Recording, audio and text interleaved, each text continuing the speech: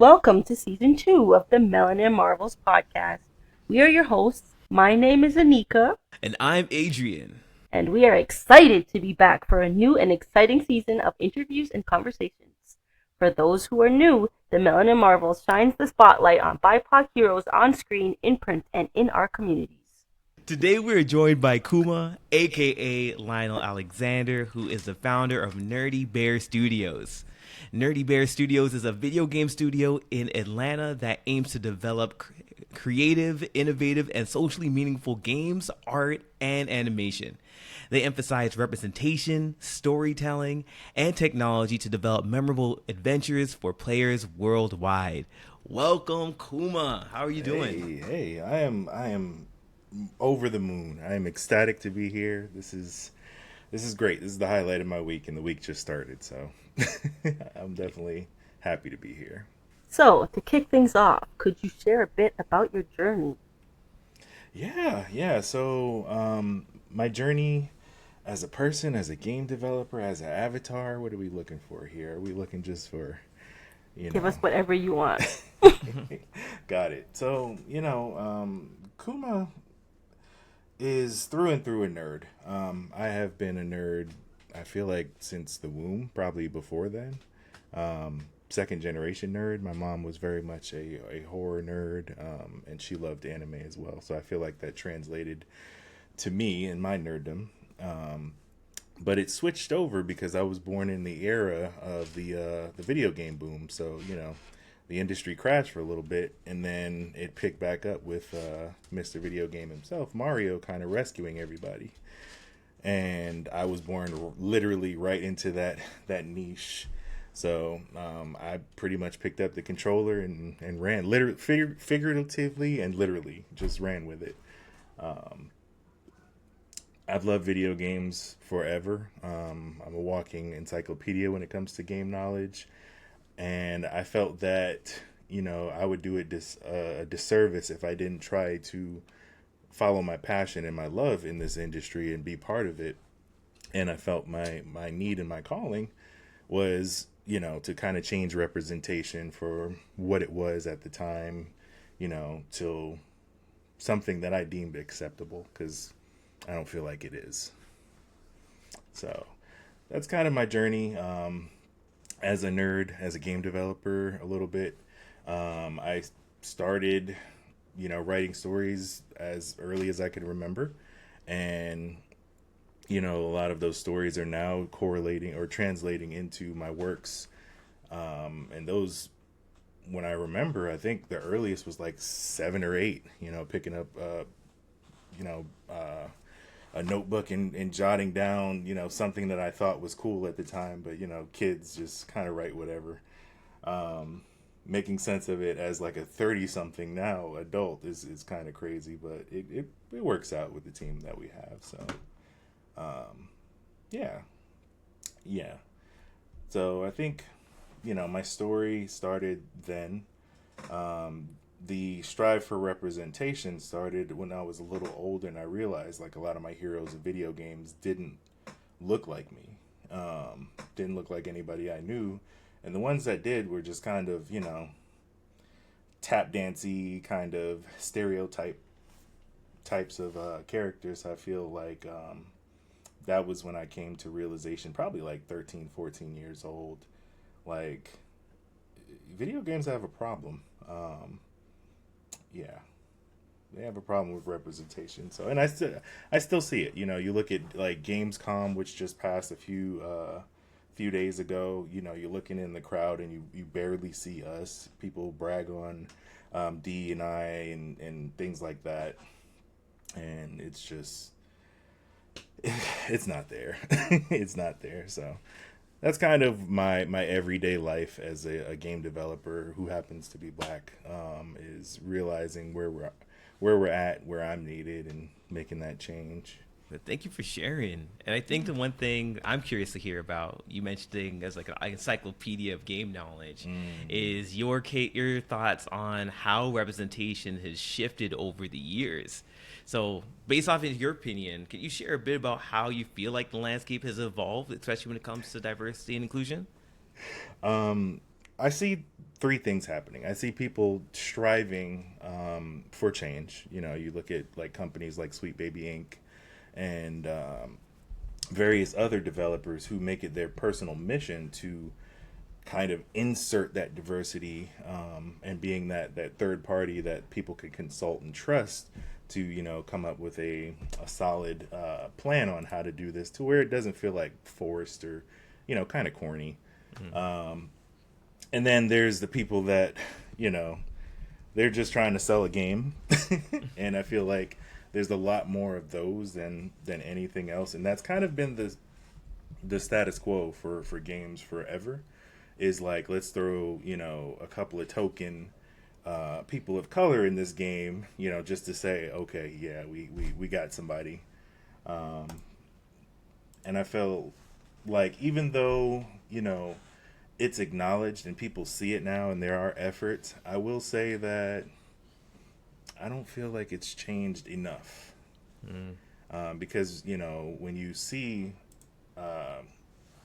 black, brown, Asian characters in games, they're still relegated to, you know, side characters, helpmates, you know, the healers in RPGs, just, you know, not main roles. We don't have the main AAA titles that you would see come out.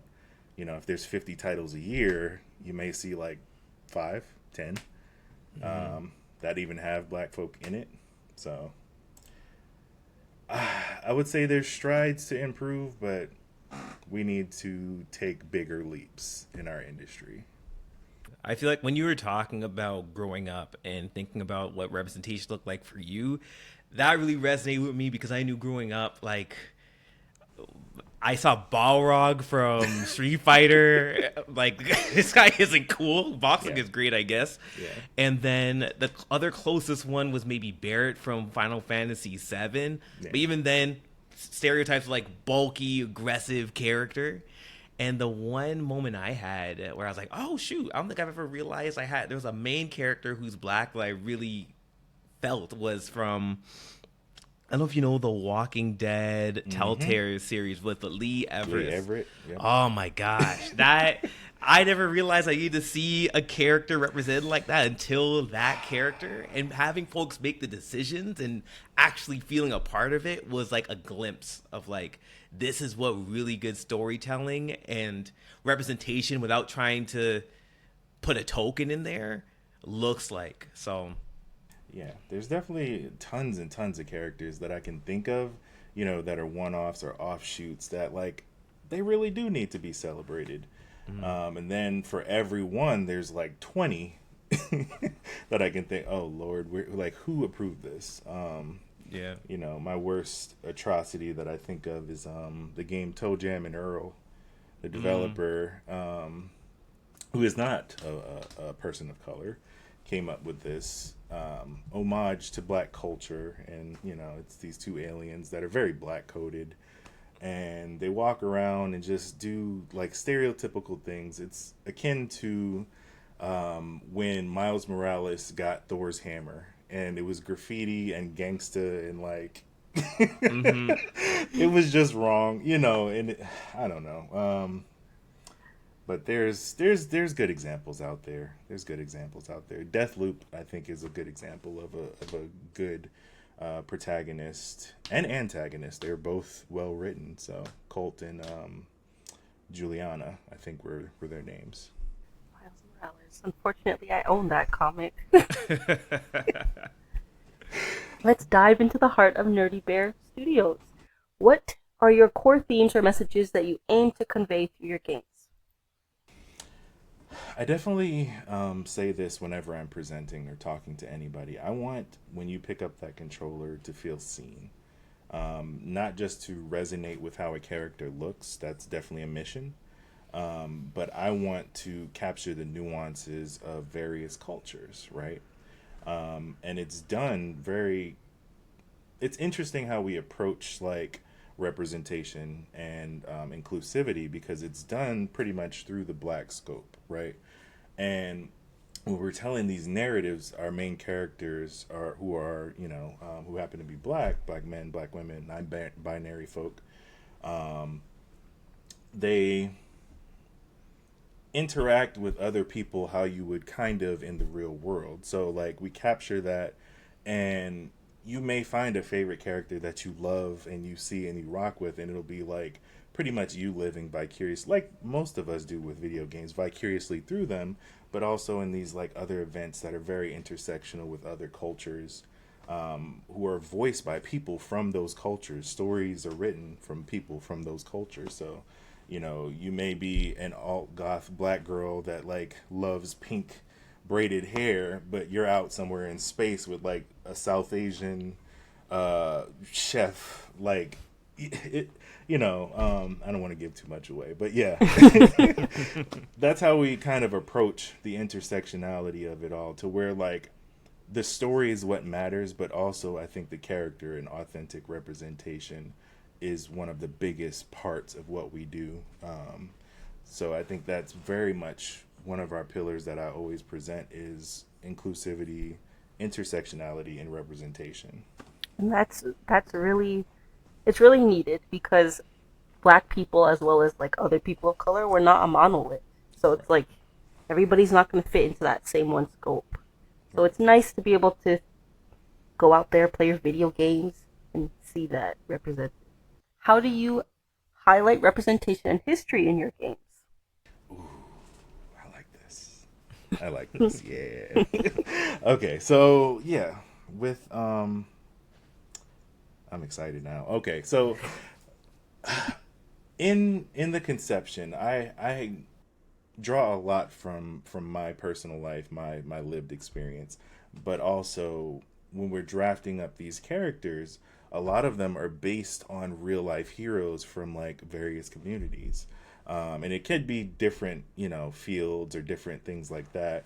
But for example, like one of the main antagonists in our game that's about to come out, Hamsterdam Babyface, is based on Ella Fitzgerald, and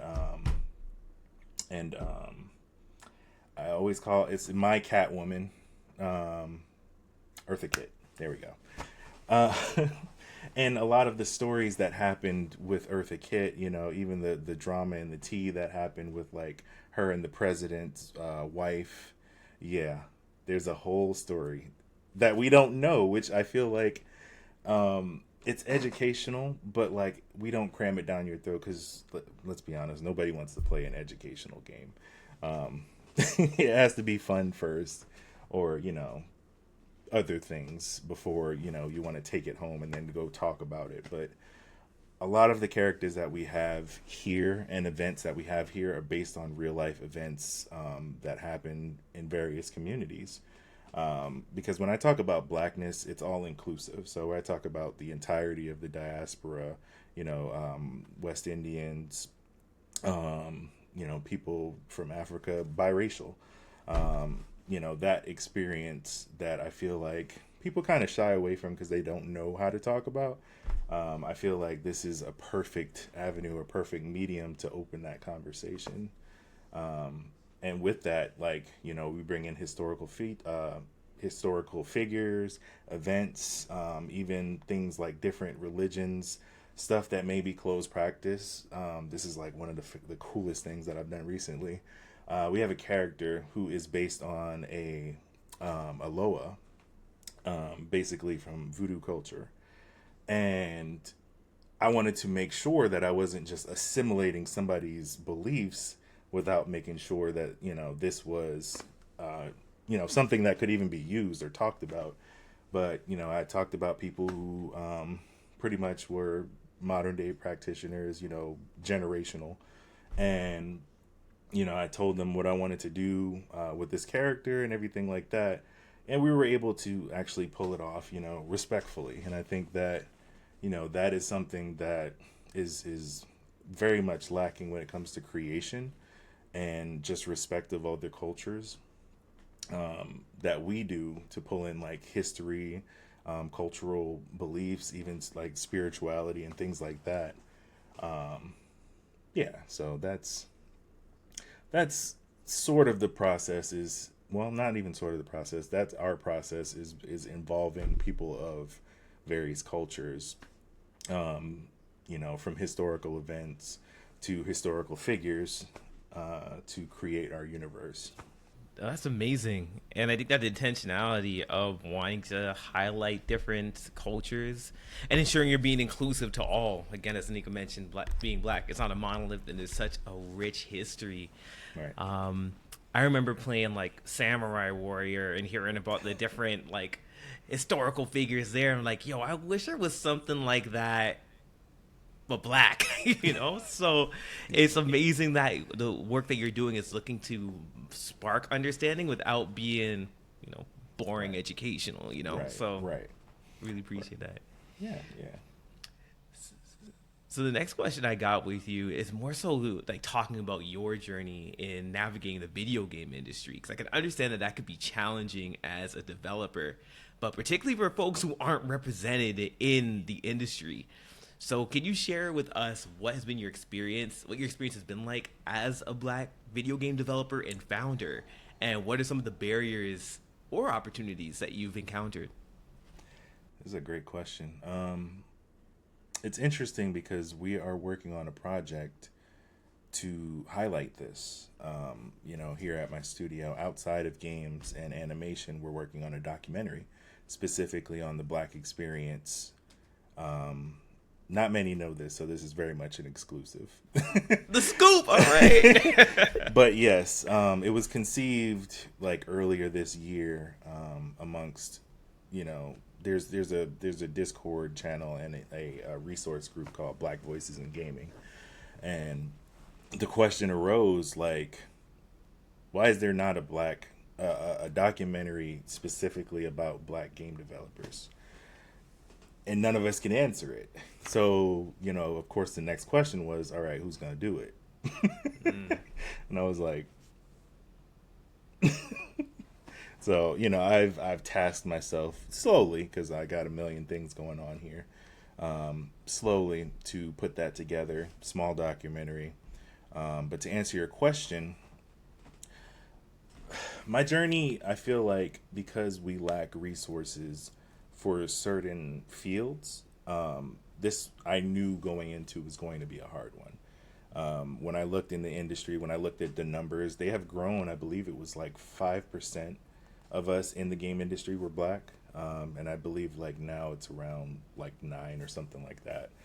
But I mean, that's still a vast minority when you look at other demographics. So, I knew that I don't want to say I would be on my own, because I've met peers of industry that have been very, very helpful, but I knew that I was going to go on a pilgrimage pretty much by myself to figure this out. And it's still kind of like that, even with the team, because people are looking to me for leadership.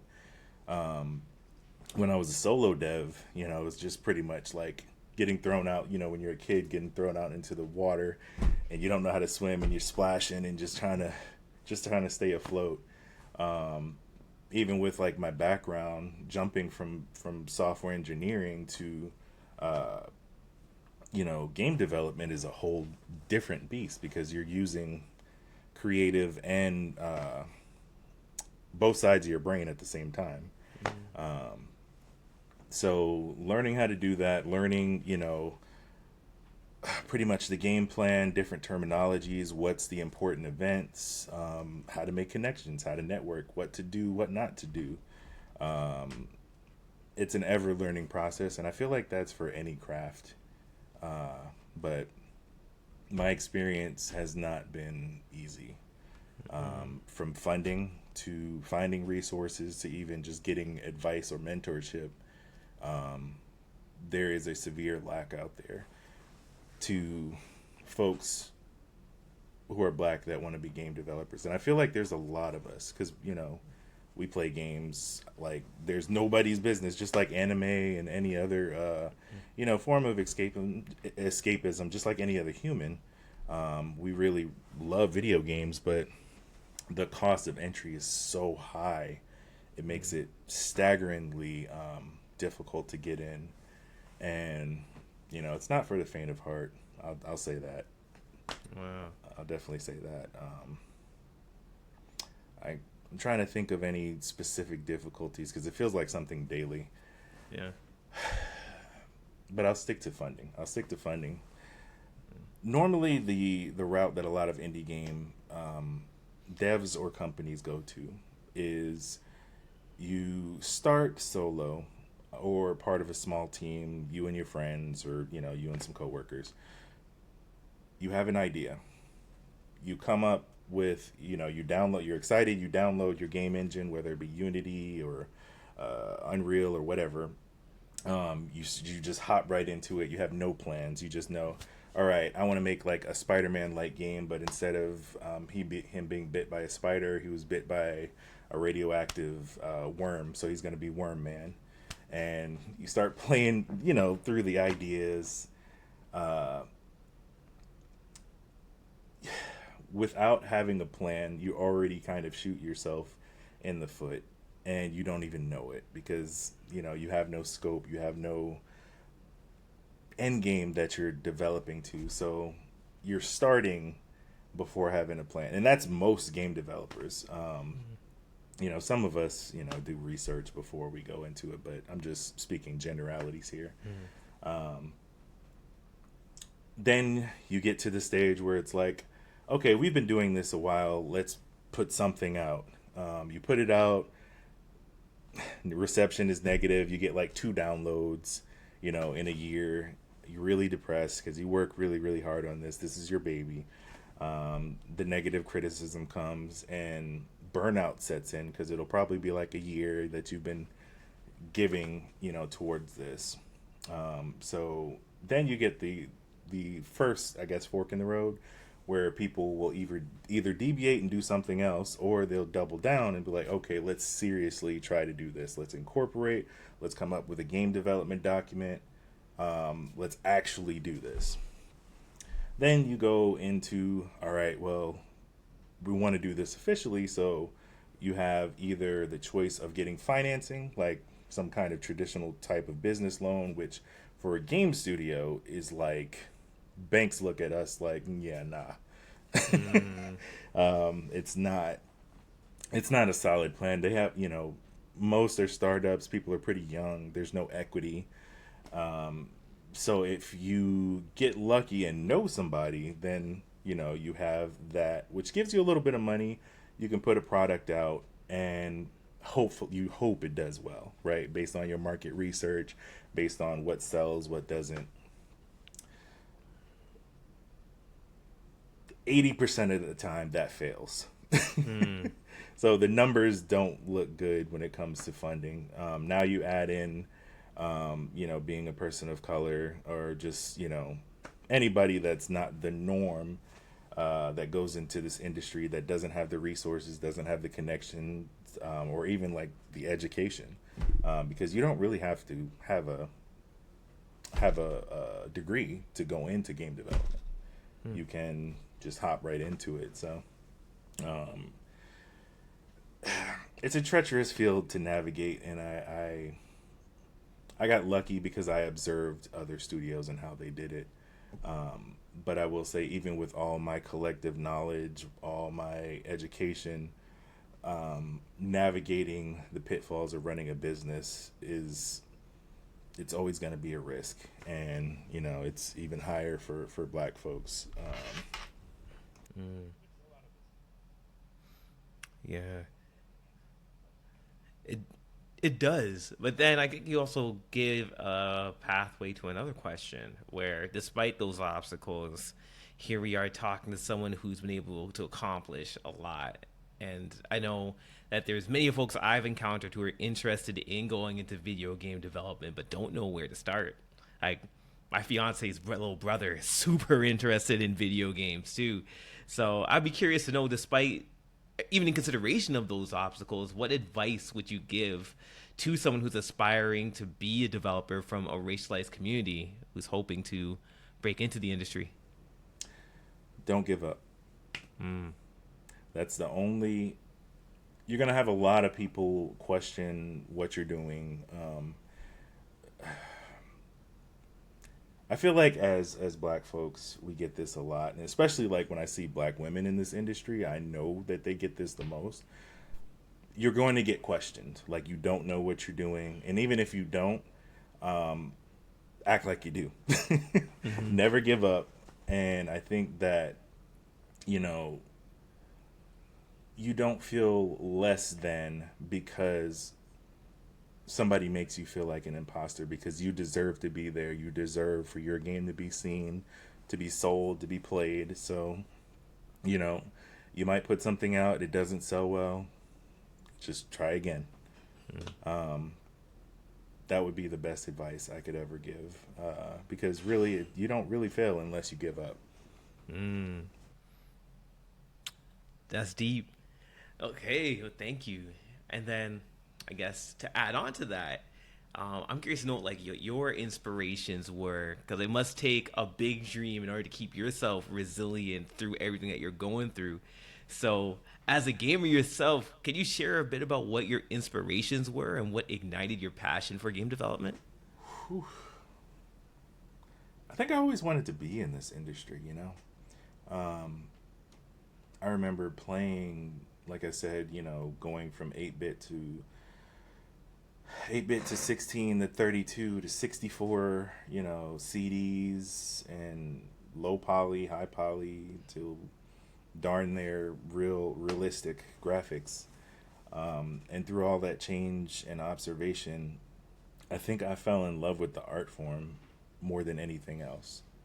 You know, this median of storytelling is like, it's like nothing else. You know, it's something that you can watch, it's something that you can listen to and experience, and even jump further into the escapism, you can interact and change, you know, the trajectory of like how games go.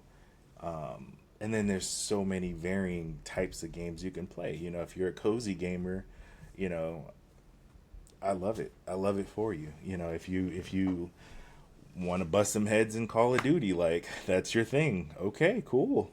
Um, there's no wrong way to be a gamer, and I think that's the thing I love the most. Um, and I feel like in telling a story, there's no wrong way to do it. That's the funnest part to me. You can take a story and you can tell it 10 different ways. If you want to be a detective, you can make it an FPS, you can make it a real-time strategy game, you can make it an RPG. And you know, I think that's the inspiration that keeps me going now as far as like different kinds of games. I mean, good lord. I'll keep it basic because my mind will spiral if I don't. Super Mario World. That is the, I want to say, one of the very first games that started it for me. It's a good one. Most most Mario games are good, Yeah. but there are a few that are eh. Yeah. Yeah. To have hits, you have to have misses sometimes. Mm. I But was. not for you though. Your all of yours are gonna be hits, Look, we are claiming back to that. I will back. take that. Yes. Um, I was going over not necessarily Mario, but his rival Sonic. Um, do you know Sonic has over 200 games? What? Fact check it. Sonic the Wow. Hedgehog has over 200 games from his conception till now. What? Okay. Yeah, yeah, I'm blown away to hear that. Because that would mean over, well over 2 games a year. yeah. More. More. Like More. solo games or like games that Good he's just question. did. Good clarification. Cause like there's Mario So versus Sonic at I the didn't Olympic get deep Games. into the analytics or even like reproductions, right? You know, if Hmm. something comes out on Genesis and it's ported to Dreamcast or, you Hmm. know, PlayStation, did they count that as well? But, you know, a quick Google search will tell you it's like 206, I believe, or 205, something like that. Wow. Um, just to think of like the longevity of like just one property is fantastic, you know. And I'm trying to get like him, you know. That's the dream. Yeah. Okay. So, how do you balance your role as a video game creator, founder, father, and all the other hats that you hold? Get a good calendar, folks. Mm. get a good calendar, organizer, whatever uh, most high you pray to. Pray that like those brain cells just continue to connect because sometimes you're gonna miss things. For me, I use a combination of productivity software, things like Airtable, which is how I kind of keep everybody on my team informed. Communication, Discord is kind of the go-to for most game developers, but I always have it on my phone ready. And compartmentalization, I think, is a strong tool too. Learning how to make make sure that everything is self-contained and doesn't bleed over, because usually when we are ambitious individuals, we do everything all at once, but like you get burned out very, very, very, very quickly doing that. So I think that having a good solid schedule, making sure that you don't overbook, use things like Calendly or whatever you have at your disposal to, plan out meetings such as, things like this, or, meetings with, uh, meetings with your coworkers if you have them. That's kind of how I keep things a little neat. I mean, it's gonna be messy. When you're running the ship, you have like 25, almost 30 people under you worldwide, different language barriers. You have a 13-month-old that just wants to literally hang off your hip all day, every day. You gotta make sure that one thing doesn't bleed over into the other, because I think when that happens, you start to miss out on things. And it's not intentional, it's just you being human. So keep things separate, keep it organized, keep it neat. So to touch on the burnout piece, because that's a huge thing within my field, what do you do for self-care to help prevent burnout? I unplug. Not my console. In fact, believe it or not, I don't get a chance to play as much. So that's kind of my self care, is like unplug, no social media, no meetings, no team stuff. Don't schedule anything. Clear out the schedule. I may go on a vacation. I love cruises. Definitely meditation. At least once or twice a week.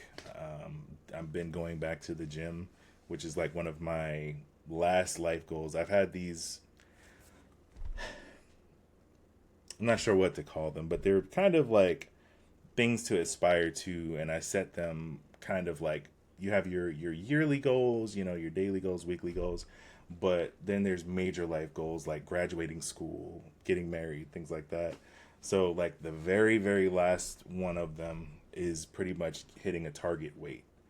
And when I'm getting in the gym and just on a routine, like I just feel like on top of the world. And I feel like for self-care, therapy, gym, and playing games, like that's it for me. I get to catch up on it's like 300 games now that are in my backlog. I just kept buying games. I don't know why I kept buying games. It's Steam. I blame Steam. They have the best like summer and winter sales. Yeah. Where I'm just like, what? Final Fantasy is $10. I bought it 4 times, but I'm gonna buy it again.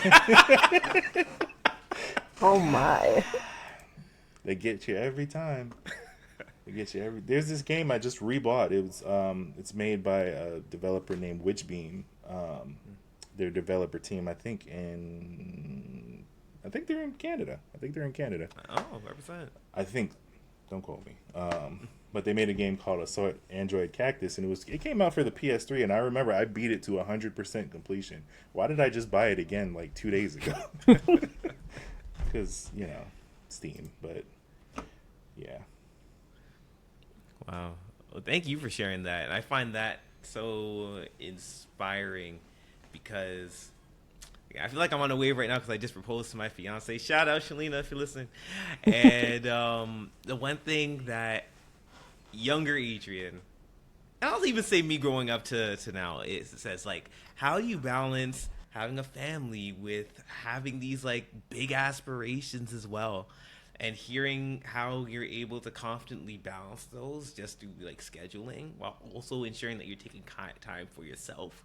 Hearing a black man say meditation and therapy, yo, I Get love it, bro. I love it. Get healed. To all the bros out there, anybody that hears my voice, we have issues. We have issues. And a lot of mine were the same, father not there.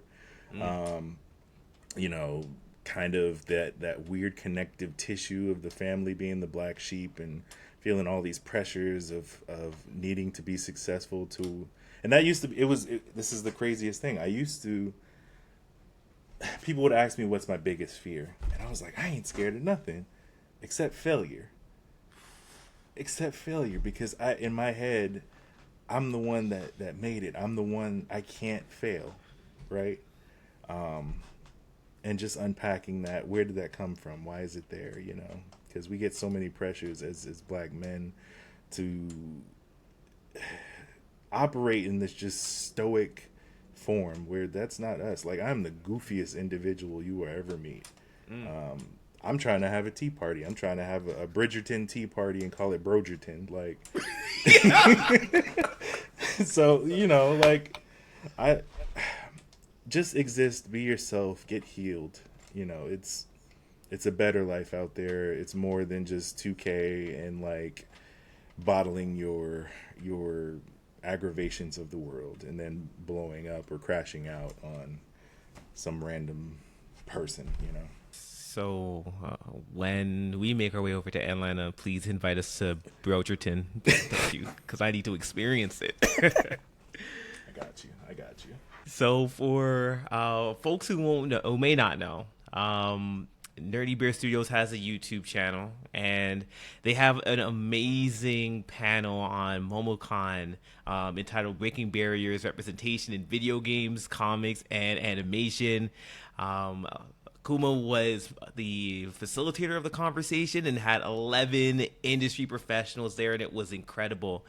And one of the takeaways that I had from watching it was your insight of telling the audience to diversify their interests. So I'm really interested to know, like, how would you recommend people start their journeys in exploring the rich and creative world of indie games? I love that. You did such a deep dive because I wanted that to be received so bad. There was a lot we couldn't address in that panel. Let me just say that. First and foremost, we wanted to make sure that we talked about a lot of things like neurodiversity, body image representation, even for women in games, things like that. That's why I had such a diverse panel. Also, shout out to MomoCon because they facilitated a wonderful outlet just for that. I solely put all that together. That was just me. So from getting people there, there was people from like Cali and North Carolina, Florida. To do that was, I never stopped to give myself a little praise, and like I probably should do that, but I'll do that elsewhere. I think that, to answer your question, to diversify your interest, right? One, it's uncomfortable. Doing something different is uncomfortable, and it's like, why would I pay to be uncomfortable, right? But the reward is so much bigger when you find that, all you've played in video games is like from the year 2005 till now is the newest Madden, the newest 2K, and whatever Grand Theft Auto was out. And like, that's your definition of a gamer. But now we're seeing, I'm so glad that this happened this week. We're seeing a new game that came out, Black Myth Wukong.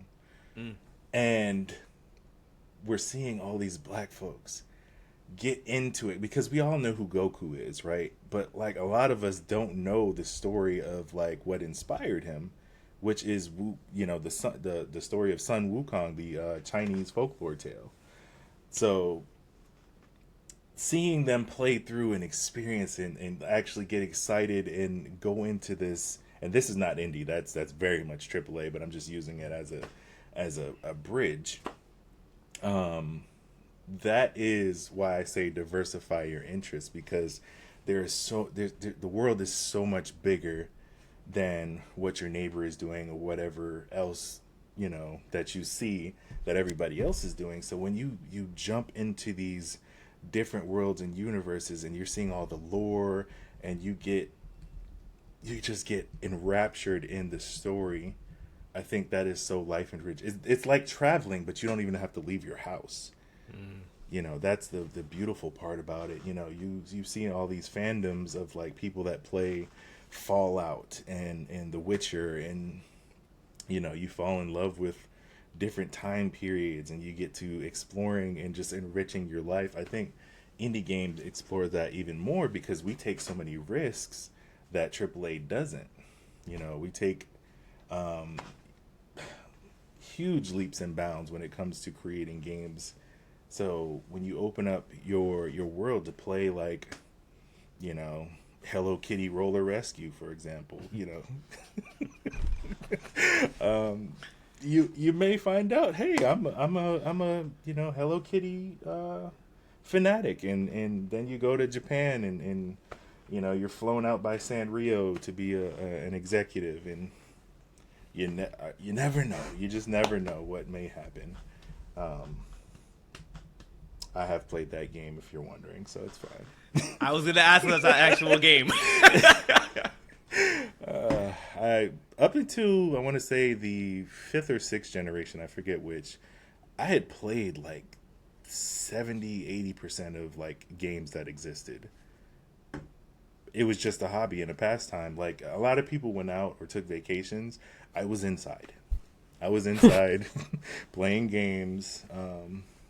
Kept me out of trouble. I mean, I will say I was not born in the best of circumstances. We stayed in the suburbs for a while, but we went to pretty rough areas too. And that kept me from being outside and being in shenanigans, which I feel like I wouldn't anyway, but games just kind of a Character builder. yeah. All right. So, every creator has a dream project. What do you think yours would look like? No limits. You just gonna hit me like that? Okay. Yeah. No limits. No limits. Unlimited budget. Just Yeah. No, like, resources, time, no obstacle. You can choose anybody to work with. Any collaborations. I'll approach this in three segments. All right. First segment, talent. Cree Summers, where you at? Keith David, come holla at me. It's kind of crazy because a lot of the people that I wanted to work with when I first started, like, I actually am connected and working with them. But there's always other people too.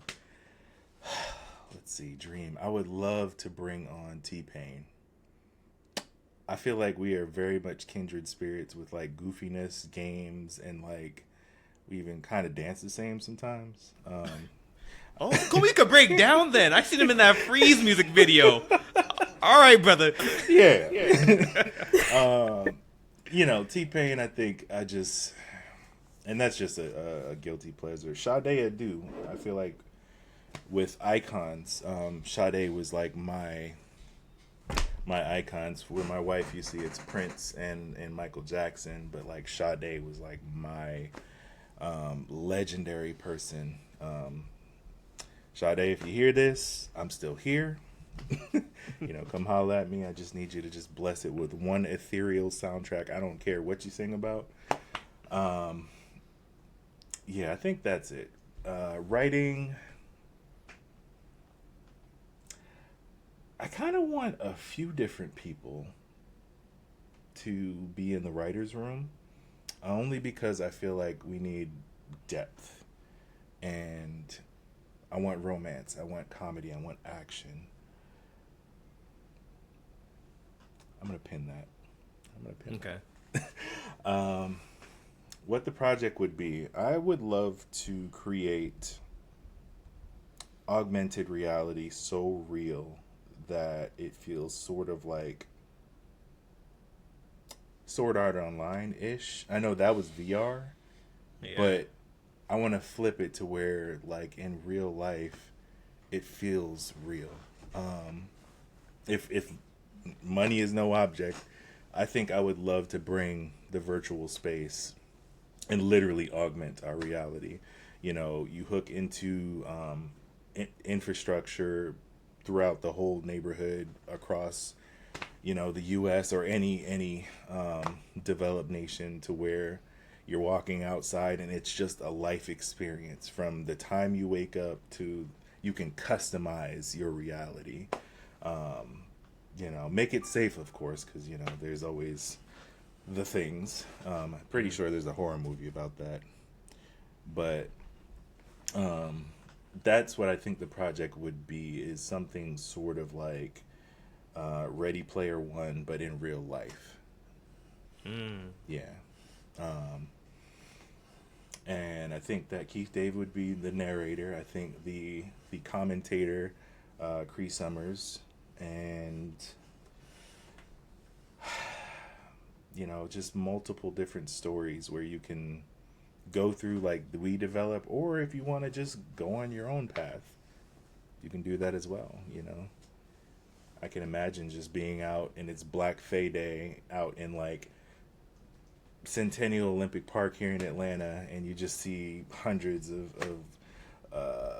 people dressed up like fairies, but also they're like casting spells and like all the things. I would love to be able to bring video games to real life. That would my dream. That's what my dream would be. All right. Okay. So, Atlanta is known for its vibrant culture and creative scene. You know, Hot Atlanta up in that bitch. How was I can't take myself seriously. How has the local culture and community influenced your projects? You know what's weird? Atlanta, and we hear this often because I'm kind of the old crowd of Atlanta. Now, Atlanta has been very much gentrified and became very Hollywood. And people reference it as like the Hollywood of the South. I think that for me, it's enriched me because I think coming from the North, you know, I was born in New York. I lived in New York for quite a bit of my life, and then I came here.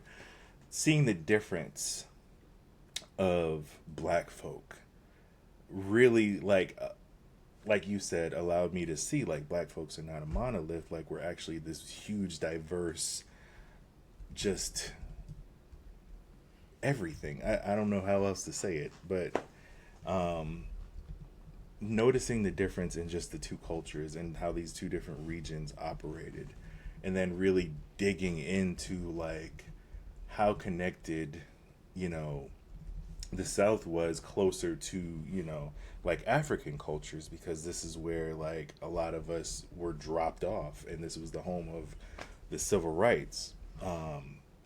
Seeing that and seeing the culture be close to that also, you know, kind of enlightened me on kind of just the black experience, where I feel like a lot of us may not have experienced that, you know, wholly, because usually where we are is where we stay, and that's kind of a human thing.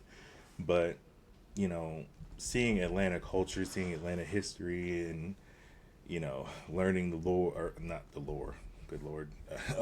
Well, I guess there is lore here, but the culture, um, the diverse music, the city's history, and you know, just how Atlantans really operate, kind of let me think differently than like my New York like go getter mind style. Slow down a little bit, enjoy life. You know, the sweeter things. Sometimes life is okay to be slow. Finding the beauty in different cultures. I think that's kind of what Atlanta has brought to me. Now I feel like depending on who you are, you may experience two different Atlantas depending on where you stay. because it gets wild here. A lot of people come here for fun. But I Freak can't. Nick. I always say, I don't know what brought my mom here because it was in '96, so it might have been the Olympics. It might have been that. You never know. But it's an interesting place to be, for anybody, but especially if you're black, because I feel like there's so many historical things that have happened here, and it's definitely a mecca. I see why people really want to come here. I wish they would come here and do better, though. I will say that, prosper a little bit instead of just partying. So, would you say that there are specific elements of Atlanta's identity that shine through your games? Oh yeah, I think the idea of the intersectionality, because even though we're in the South, we're in like the Bible Belt, which is like hardcore conservative. Atlanta has always had this vibrant, like free type of living, if that makes sense. And I definitely think like my mission for intersectionality and understanding, all facets of like the community, and by extension, just all facets of humans in general, definitely have like influenced my process in creating games.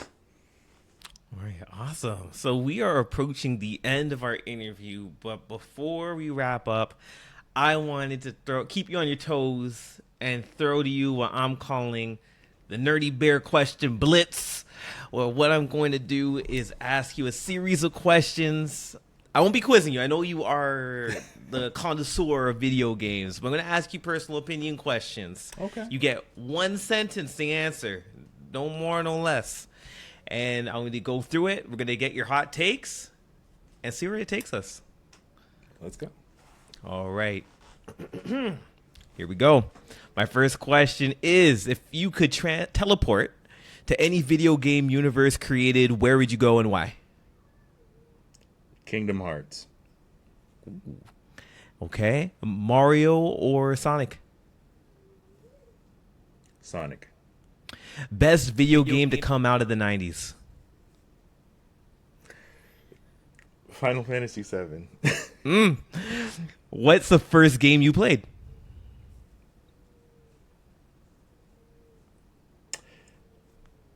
You said one sentence, but to describe this, I got to explain a little bit. Okay. You remember they're like tiny handheld arcades, and they were made by Tiger, the company Tiger. I think I have an idea. Yeah. I had I think it was a Mario one. Yeah, I'm pretty sure it was a Mario one where you had to just go up the lanes and collect mushrooms. So that was probably the very first like game ever that I've ever played. How old are you? Good Lord, 3. Okay. Yo. Which video game had the biggest influence on your career? Definitely Super Mario World. PC, console, or mobile? What's your favorite platform? PC. Favorite video game character of all time?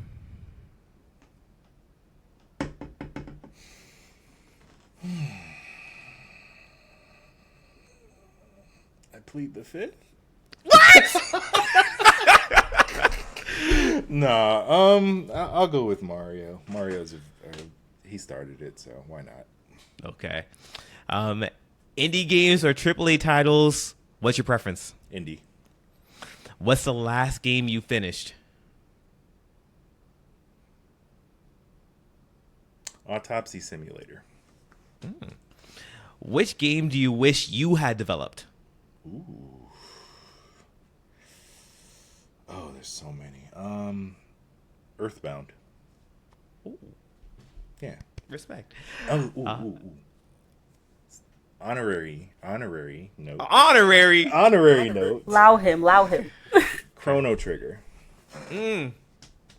Okay. Anika, good on letting him finish. He passes. All right. Pixel art or 3D graphics? Pixel art. What's your go-to snack during long work sessions? I feel the judge coming already, but I'm going to say it. I like pickled things. Yeah.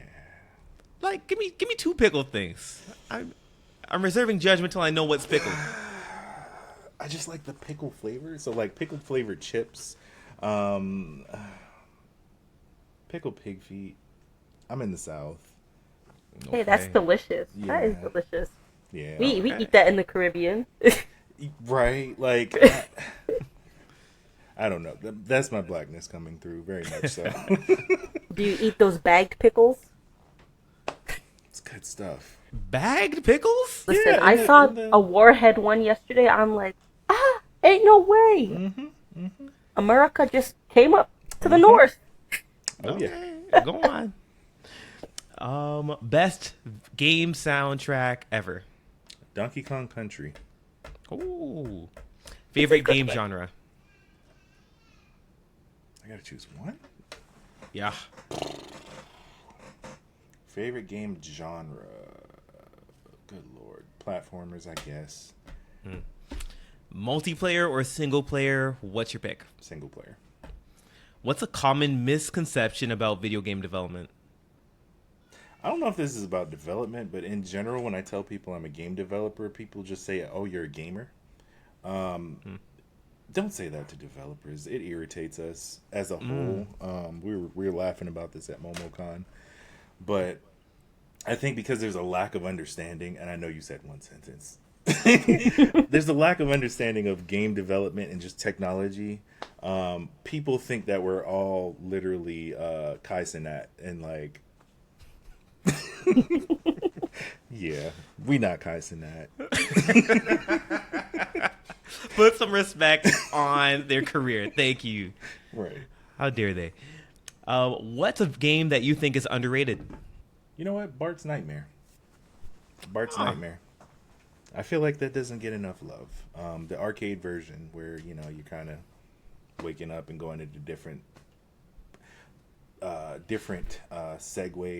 I know that's kind of old school. And what is there a game that you're embarrassed to admit you love? Hello Kitty Roller Rescue. Damn.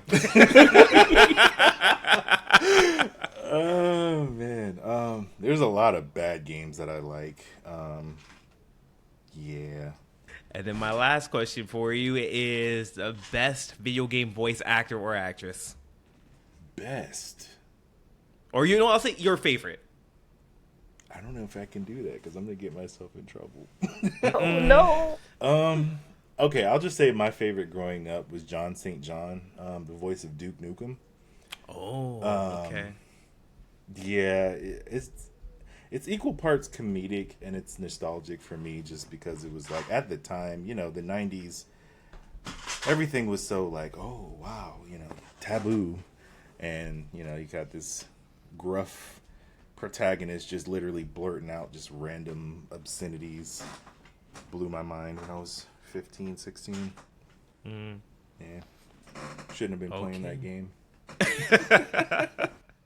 I feel like that's the story of many folks growing up at that time, though, so I feel it. All right, well, you have successfully passed the Nerdy Bear question blitz. Congratulations. Let's You've go. received the gauntlet. And all right, well, our last question for you is that we know how important it is to provide support and love to folks who are in the industry. And so, how can people support you and Nerdy Bear Studios? And how can folks follow you and stay connected? Yes. So we work very hard for our SEO rankings. So when you type in Nerdy Bear Studios, you will find us. We're literally the first result. Doesn't matter where you go, any social media, all socials are the same. It's Nerdy Bear Studios. That's NERDY Bear, as in I chose the bear. And studios, you know, studios, all together. So on our website, we have something that we are trying to fill for our first game, it's our wish list. And for the support of anything, I would say definitely follow us, follow socials. That's very important. But the main goal right now is to fill our wish list with people who really want to buy the game. We have to show demand for this. So we have a goal of 30 to 50,000 wishes on this wish list. And how you get to it, you can go to any of our socials. In our link tree, it's the second link. It says wish list. You click that, fill it out. It takes literally like 5 seconds. It's just your name, number, email, and what game you're interested in getting from Nerdy Bear Studios, because we're working on 5 in total. So that is the main focus. That is the support that we need. Fill it out. Tell your grandma, your auntie, your pastor, the turtle down the road, like have him fill it out. Just don't jump on him because he's real. He's not a Koopa. So yeah. Wow. And actually, I realized that, I don't know if you wanted the space. Are there any up and coming projects you want the space to talk about? Sure. Yeah, I can do that real quickly, actually. So with what we're producing, it's a little different than most indie studios, because they do usually just one to kind of gauge the success of a project, whatever. We're doing something that's never been done before. We're creating this universe, almost kind of akin to Marvel and what they did in like phase 1 and 4. We are creating simultaneously 5 games and 2 animation projects all at the same time. So definitely burning that candle at both ends. Our universe starts with Hamsterdam, then it goes to Games for Black Girls, Connectivity, Animal Planet, and it ends with In the 90s. They are all different genres, all different types of games, but the stories, they build on each other, even though they are modular and can stand alone as projects as well. So what I notice when I do these showcasings is everybody got one game that's like their favorite game, which is kind of the goal. That's why we're doing it. But whether you like fighting games, whether you like RPGs, cozy games, horror, we have it. There's something in our universe for everybody. So definitely, check out what we have going on as far as like our productions. And if there's any questions, any excitement you want to know, you see a character in one of the cover art and you want to know about that character, do not hesitate. Like, me or my team is going to get back to you within like a day with like that whole breakdown of who that character is, their abilities, and who their mama is, and like, do they have a dog? What's their favorite food? Like, these are very well thought out characters. So yeah, very human. Well, thank you for joining us, Kuma. Thank you for any and all listeners that are tuned into this conversation. You can stay connected with us wherever you get your podcasts, and you can visit us on Instagram at the Melanin Marvels. Take care, y'all. Ciao. I would say. Interested in continuing the conversation? Feel free to add us on at the Melanin Marvels on Instagram.